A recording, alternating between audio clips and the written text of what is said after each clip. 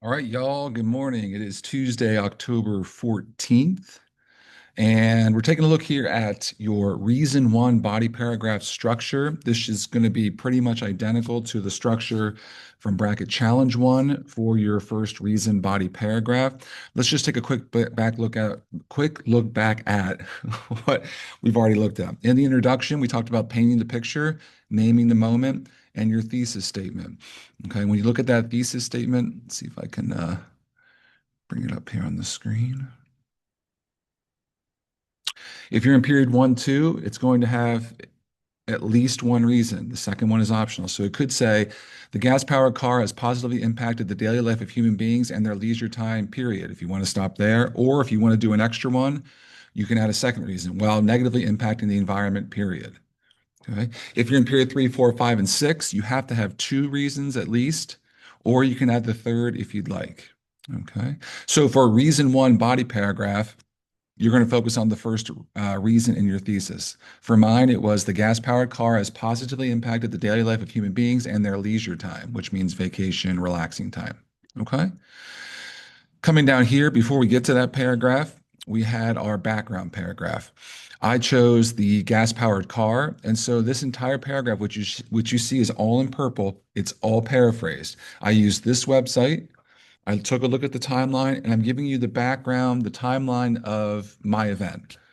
So when it comes to cars and how they were constructed and what their history looks like, here you go. Okay. I took it all the way up to about 1908, and that's when the gas-powered car became really, really popular here in America. Here's my transition. As the Model T and other vehicles became more prevalent in the United States, there were both positive and negative impacts. Here comes body paragraph for reason 1. Let's take a look. So you'll notice the structure here is exactly the same as it's always been. Okay, bracket challenge 2. Here's our reason 1 body paragraph. Look at the setup, friends. You're going to notice everything from the first bracket challenge. Topic sentence is your claim plus reason 1. Steal that from your intro if you'd like. Cited paraphrase text evidence. Make sure you have sentence starters. Make sure that only the directly cited text is only the most important information that supports your topic sentence. And then you want to paraphrase everything else.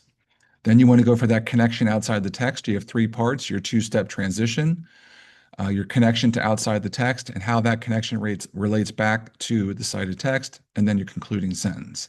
Now, for all of these parts, right, where can you look for help? If you did your very best on Bracket Challenge 1, you should be able to go back to your Bracket Challenge 1 and use it, right? Here's Penelope's.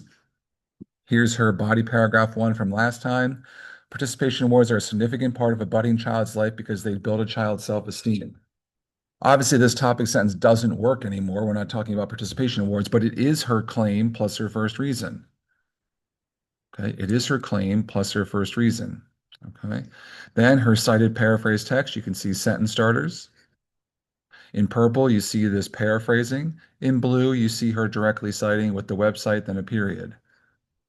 Okay, two-step transition, two sentences. Sentence 1, reviewing what we just talked about up here. Sentence 2, mentioning what's coming up in terms of the connection. Here was her connection to the Hunger Games, and then she had how that connection to the Hunger Games went back to her cited text, and it ended with her concluding sentence.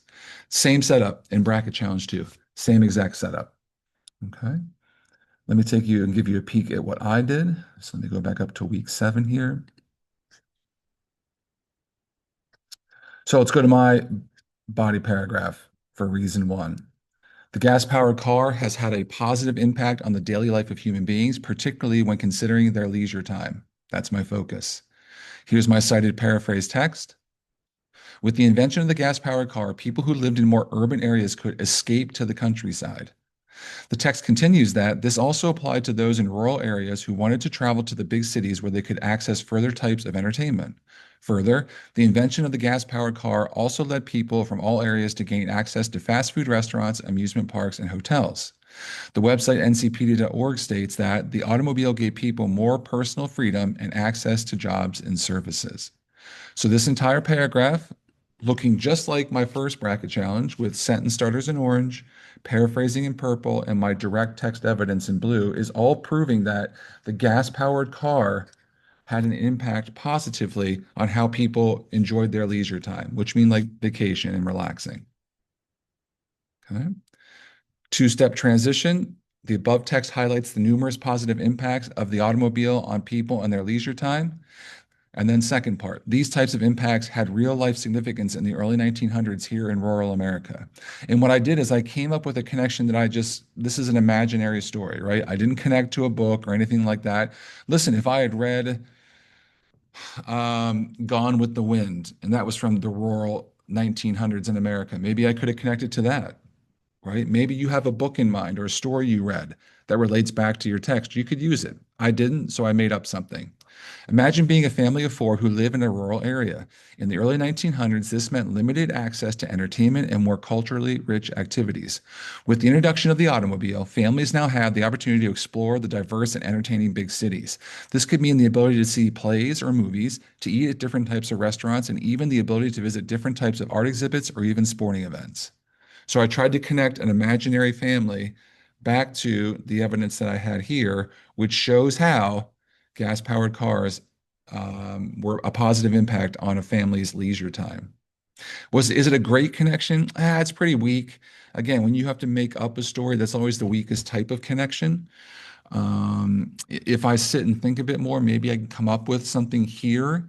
Maybe I saw on TV, maybe a TV show, maybe a movie, maybe a book. But right now, this is the best I can do. Then I have my how it connects back. This connects back to the information provided by ncpedia.org.